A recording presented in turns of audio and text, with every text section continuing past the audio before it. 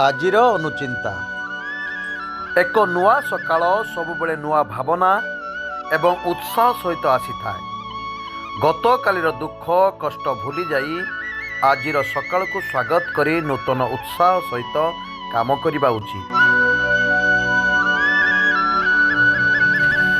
व्यस्त थिले मध्य ताकु समय दियो जी तुमको समय देइछि, नहेले दिने तुम पाखरे समय तो थिबो किंतु समय देला बाला नथिबो।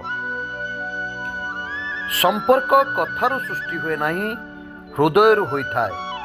किछि लोक अनेक कथा कहती किंतु निजर हुअंतिनि, आउ किछि लोक चुप रही मध्य निजर होई जांती। आजिर दिनटी आपणक पई मंगलमय हेउ, भगवान के पाखरे एतिकी प्रार्थना करुछि। स्वतंत्र ओडिशा न्यूज तरफरु मु देवाशीष। जय जगन्नाथ।